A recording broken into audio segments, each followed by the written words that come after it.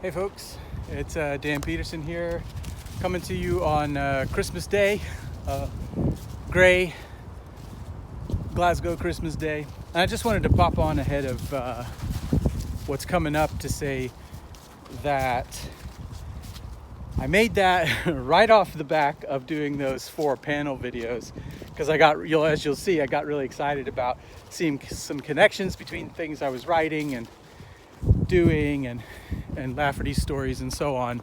And I decided to kind of just, riff a video about that for what it's worth. But it's a little bit of new content to go ahead and throw up. I wasn't even sure if I was going to put it up, but it's coming to the end of the year. And Chris from Liminal Spaces very kindly shouted me out again the other day, even though I haven't been able to do anything for several months now since doing my little book-pilled review of book-pilled reviewing The Reefs of Earth. And I just wanted to say that, yeah, maybe I went a little overboard with talking about my own work there or whatever, but I still think, there's some interesting stuff there and some spicy takes as usual. And probably more than anything, I just wanted to mention that since talking about that, I have had a piece of fiction accepted for publication. It is for a sort of zine being put together that is specifically for Cronenberg inspired fiction, flash fiction. So your entry had to be based on a David Cronenberg film or idea, and I based mine on The Fly, which is one of my favorite films. And it's the first time I've submitted fiction in some years, and I did work hard on it and was pretty excited about it, but wasn't too sure it would get accepted. But they wrote and they said that they got so many good submissions that for the digital version of the zine, they're going to put more stories in that and then a smaller amount in the print edition. And it was a form email, and it said, if you're getting this email, your story is going to be in both editions. So I was like, oh, that's awesome. I'm going to be in the, the print edition as well. And then one of the editors appended a little note saying something like, the other editor and I agreed this was one of our top favorite submissions. Really blown away, Dan. Amazing work, or something like that. And, victories can be few and far between, so you got to celebrate them. But also, I just wanted to indicate that, when I'm pointing to my writing and stuff, in addition to making videos and academic writing and whatever, that I am, this is something I'm trying to seriously pursue. We'll see how it goes. We'll just have to see. But maybe there will be more of that kind of thing in the future, of me having stuff, fiction in print and so on. And so the connections I draw to talking about Lafferty and everything are, I don't know, maybe just that tiny bit even more relevant, having had a piece accepted recently. But between now and the end of the year, I have to get one last academic article finished on zombies, another one on zombies. This is for the Palgrave Handbook of Zombies. And of course, I'm once again doing something about indigenous fiction and zombies. Once that's finally done, I'll be back to making content here and other projects.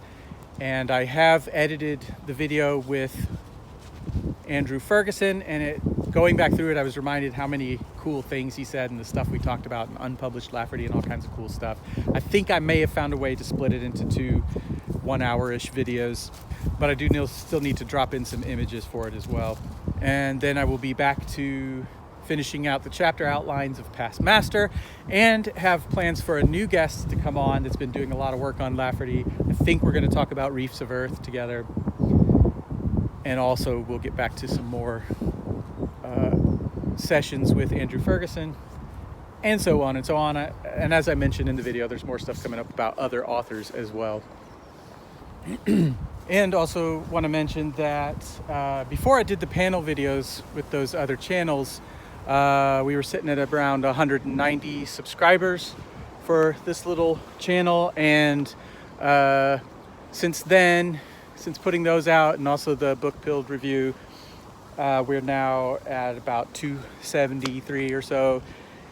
And, so it's almost 100 more subscribers, which is really cool. And thank you very much for all the people coming along and all the people who've been here for a while. And just wanted to let you know, obviously that, you've subscribed to something that is active, and there's going to be more stuff. So just wanted to say that as a little preface here, and on we go. Thanks for watching. When will the start? Children start. Hey folks, Dan Peterson, aka Dr. Raptor. Once again, another announcement video. This is not an episode of The Hole on the Corner.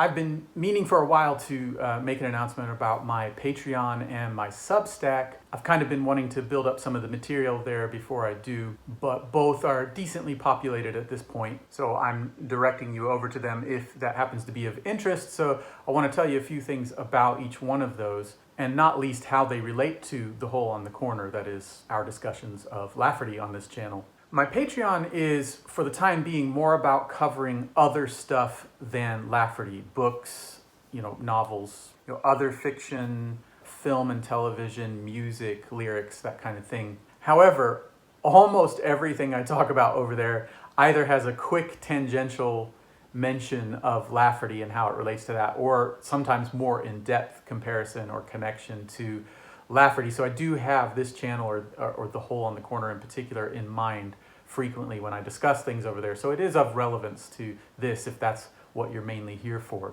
But in terms of books so far, I have covered Mishima's The Sailor Who Fell from Grace with the Sea, Philip K. Dick's Ubik, a little video on James Herbert's The Rats, and Ramsey Campbell's novel The Doll Who Ate His Mother, and a little romp through sort of impressions of 70s horror fiction. And then a much longer video on Lord Dunsany and a bunch of his short stories and The King of Elfland's Daughter, which turned into a long video, but I really believe it's a rich discussion. And I have already made that one and the Ubik one available as a sort of free Patreon bonus episodes here on this channel. So just look for that playlist of Patreon bonus episodes here for those. And I will continue from time to time to make other videos from there available free here. I also take some brief looks at some TV shows, Beef and Swarm and The Last of Us. And the film Mandy is the only film I've gotten to so far. In each of these cases, as you'll know if you watch the Lafferty videos, I have a tendency to kind of talk around these things and bring up contexts or, mainly contexts of other works rather than like a historical context, though that might come into it some. So they're somewhat wide-ranging discussions, and some of them in particular, I really think I've landed on some quite interesting insights that I think will be of general interest to people who are fans of, genre fiction in its various media forms. And these are all on sort of different tracks that have different names. Like the Lord Dunsany one is on a track called Forgotten Bookshelf because it's things I haven't read in many, many years, yet made such an impression on me that I can still talk about them right now and what they mean to me. And of course, I do revisit them in the moment and look through some things afresh and lots of quotes and things. So it's a meaty, meaningful discussion, even when I'm talking about old things. And I will be doing that with other older works. I'll do one just going through Charles Williams, which I haven't read in a long time, but I love those books, and I'll be looking afresh at some quotes and so on from that. I'll do George MacDonald.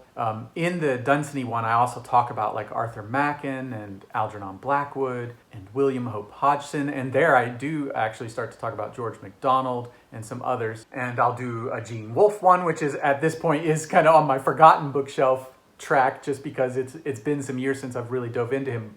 But I was obsessed with Gene Wolfe for some years there and read the whole Solar Cycle and almost every standalone novel up to a certain point, and a ton of short stories and so on. And there's others I could do on my bookshelf in that way. And then the other track is recent reads, so stuff I'm reading now-ish. For recent, I will take probably up to the previous year as counting for that. And that's where Ubik comes in and Mishima.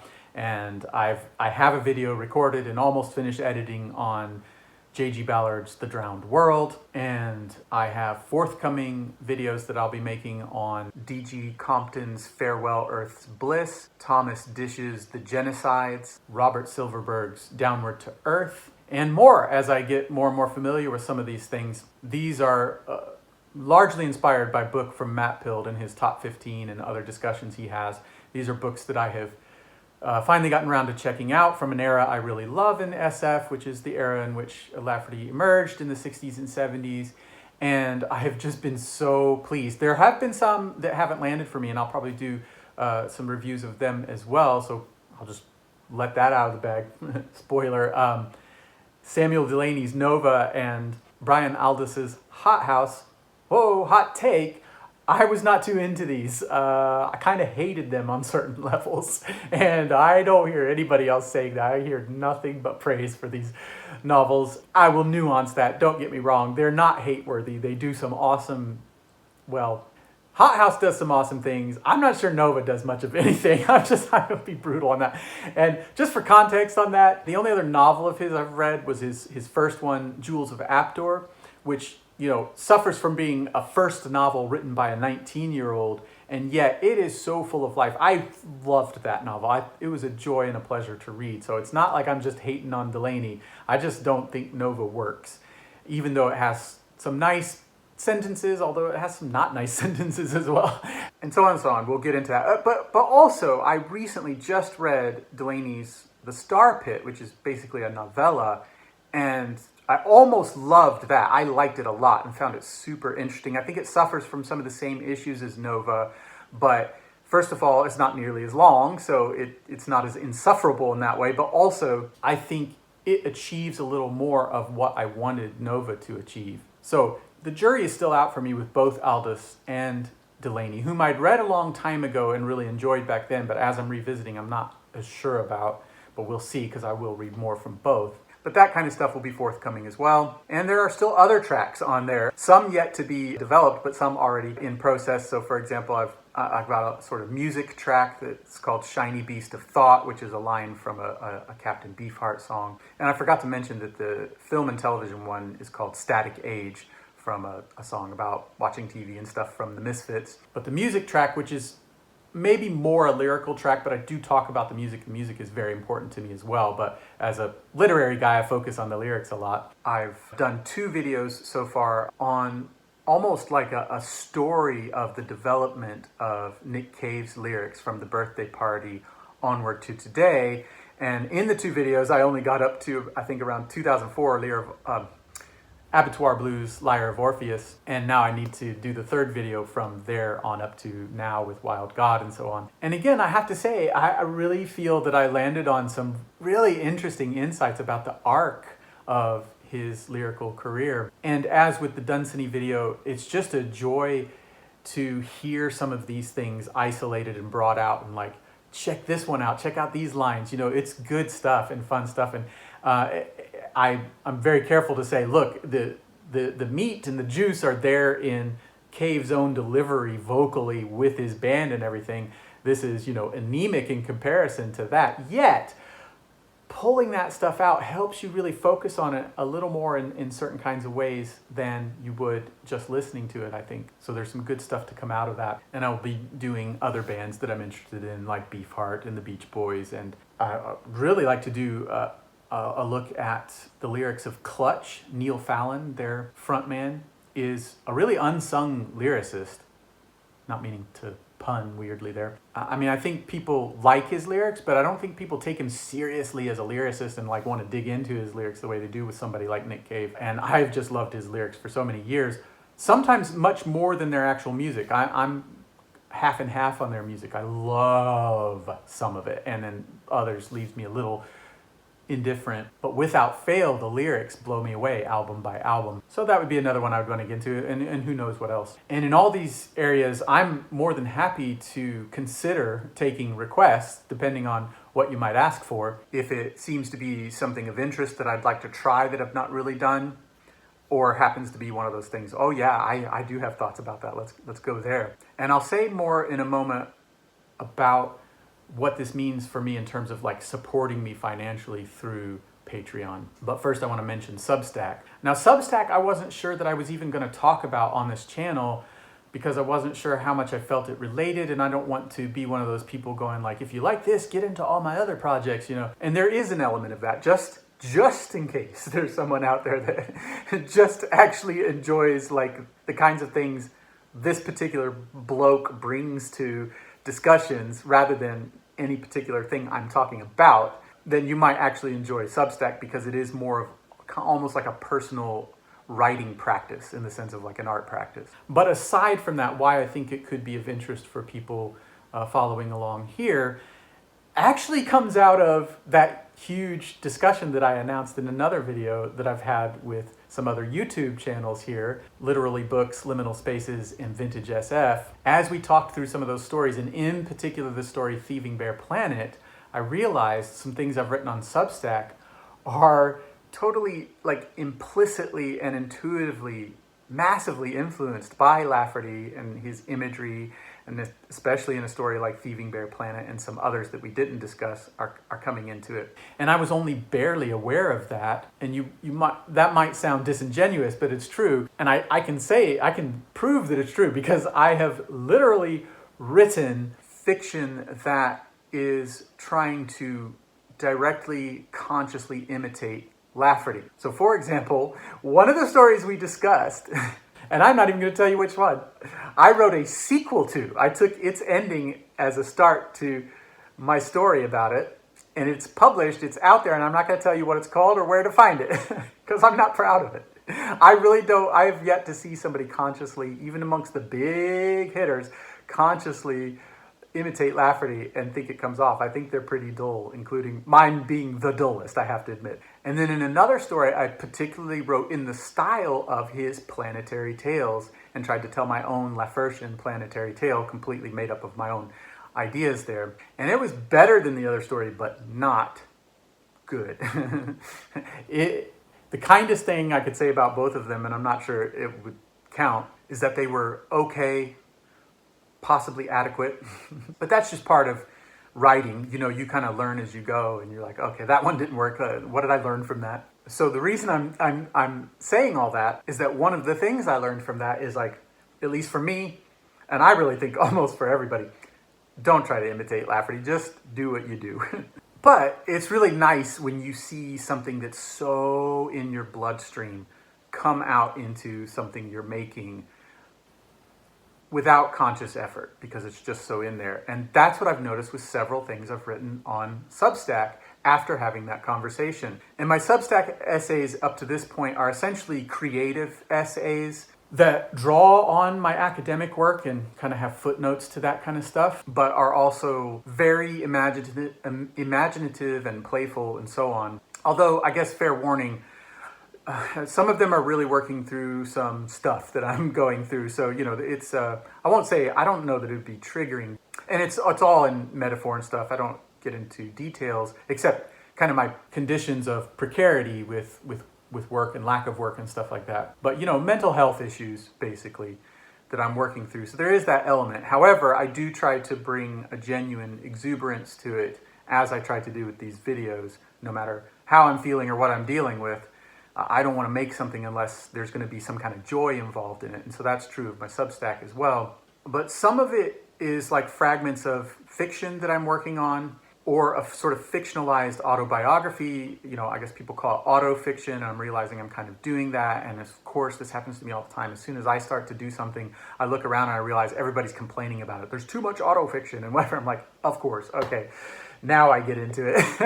But regardless, it doesn't really have to. I'm calling it autofabulation because it's much more fantastical in trying to understand one's biography or whatever, and the images that I use and so on. But several pieces there, for example, one called Threadbare and the Perforated Boy, and Threadbare is spelled with B-E-A-R, is a fragment of fiction that I'm writing that is rooted in more like feelings about autobiography. But its imagery, I realized, is like very Laffertian and connecting to what I call the Ursus Laffertius, the Laffertian bear that we talked about in our stories, because it keeps cropping up in Lafferty. There's little qualities of that kind of thing and some other stuff. And another piece called Of Vampires and Blood Bubbles, which deals with the self as a hemogoblin, which you'll see like where that comes from and what I'm, you know, drawing on if you read it. But the narrative imagery I get into there, again, like was so strongly resonating with things we talked about in that discussion, and again, particularly Thieving Bear Planet. Although I Also know that it has some other Lafferty stories that are influencing it as well, particularly ones I've recently written about. And in particular, I'll just say this story, Splinters. And so just in case you want to go see something that is implicitly Lafferty inspired and see, how his influence might come out in someone else's work, which, I mean, I'm not the only one. You can go look at all kinds of people. You might want to check those out. And they're pretty short pieces, because I do have one or two longer essays, though nothing like terribly long. But as I thought about those, I realized, oh my God, there's more Lafferty, adjacent content here than I'm even remembering.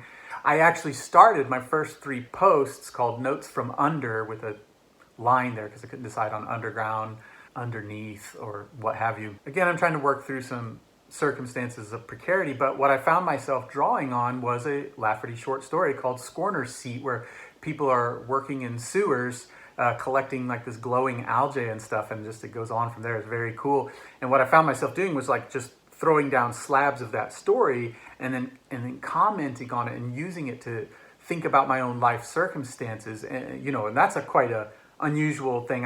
I haven't really seen anybody do that with like Lafferty's fiction. And so it's not literary criticism. It's not trying to really discuss or interpret that story. It's kind of using it for like self and social and metaphysical reflection. I'll be honest. I'll just say, look, it's basically kind of using Lafferty's material as a philosopher would. The way some philosophers will draw on certain literary figures to talk about their philosophical ideas, and that's what I'm doing in those 3, and really from there just continuing on throughout all of them. And I even have a long piece about my story with philosophy and to what degree I consider myself a philosopher or philosopher adjacent. I call myself a scarecrow clown working in the field of philosophy. You can go see the metaphors if you want to.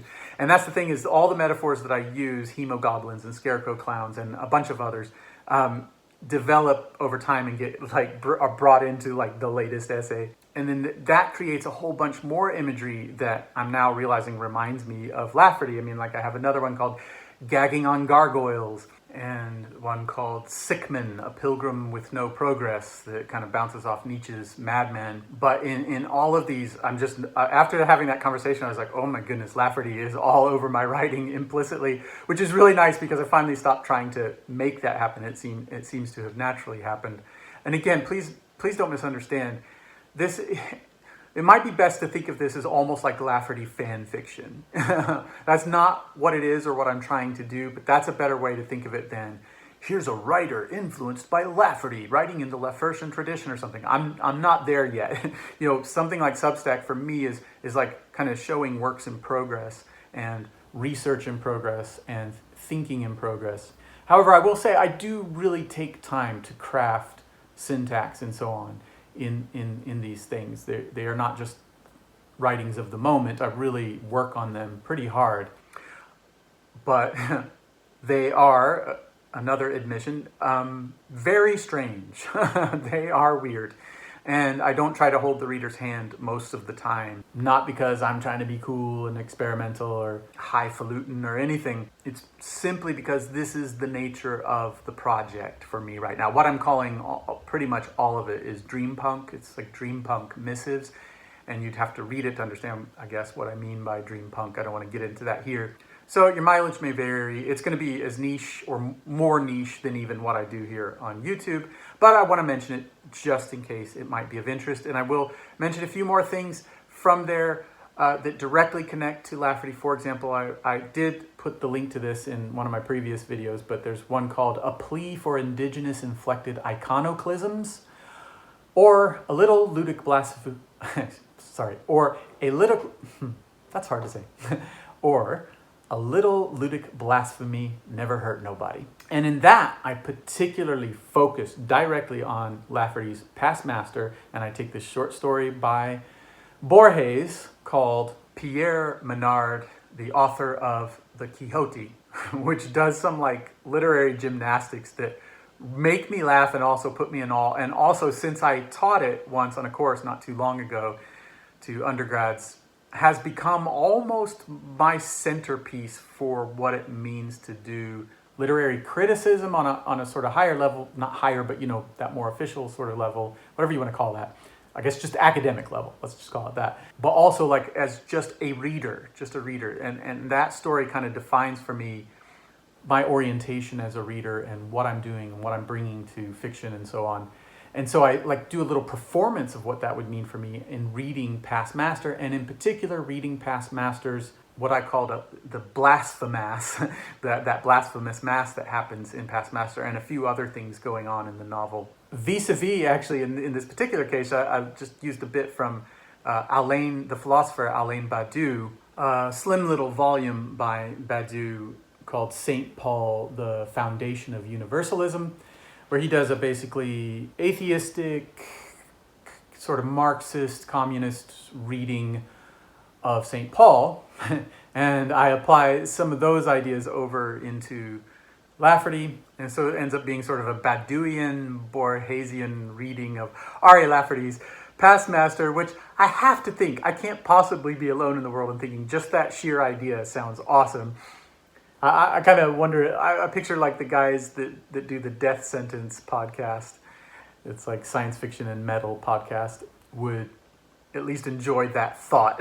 And it's a little bit of a thick piece in terms of theory and thought, but not overly long and not overly academic. It's still joyful and fun and, etc. And then one more piece that I'll mention, my latest one at the time of recording this that I already mentioned, Sickman, A Pilgrim with No Progress. I'd completely forgotten this too, that in the midst of writing this one, I was using a certain imagery and I realized, I know where Lafferty does something similar. And so I laid in this nice chunk from his short story, And Walk Now Gently Through the Fire, which is the title for this multi-author collection edited by Roger Elwood, and that story is in this collection, which has always been one of my favorites, as some people who've been talking to me for a long time know. And I used to write a Lafferty blog called The Ants of God Are Queer Fish, which are terms that come from that story. And I just think it fits into that essay really nicely and really, enlivens it. And it's a joy sometimes to come across a little slab of Lafferty in a different context. It really helps you see like, wow, his writing is so cool and his ideas are amazing. And so that's the kind of engagement I have with Lafferty over on the Substack. Its point is not to write about Lafferty or to be a compliment to this channel. But as you can imagine, of course, I don't know why I'm surprised, but it has come into it fairly repletely. It's in like almost everything I wrote over there, one way or the other, but also mixed with a lot of other influences and things going on. And maybe I should mention that, I mentioned that this Alain Badiou, it's not that I'm strictly trying to come up with like an atheistic reading of Lafferty per se. I'm playing with that. I'm playing with multiple sorts of readings of Lafferty, including theological ones, both in the family of how Lafferty understood theology and out with that, so to speak. And that's all part of my sort of reader practice, kind of coming into my writer practice there. And all that Substack content is free. My Substack is 100% free. However, you can select to support it financially. Whereas with the Patreon, the free ones that I've made bonus episodes and even a few others are up there. There's always going to be a little bit of free content on the Patreon, but other stuff is behind the paywall where you need to support monthly to get at it. And of course, I don't mind if people just just pay 1 month's worth. It's only $4. Can't remember if it's $4 or £4. Might as well just check. It's £4. But let me say this in terms of the monetary aspect.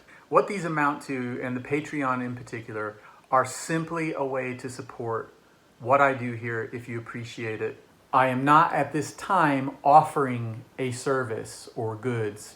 I'm not going to here promise that I will give you this many videos per month, etc., or even just one. And at this time, I'm not going to be one of those YouTubers or podcasters that's, always going, there's more of this over on the Patreon if you want to get more of this discussion, or we did this background or this bonus stuff, and etc. I am not really fundamentally wired to do that kind of stuff. Maybe if I had a paid assistant, I could do more of it.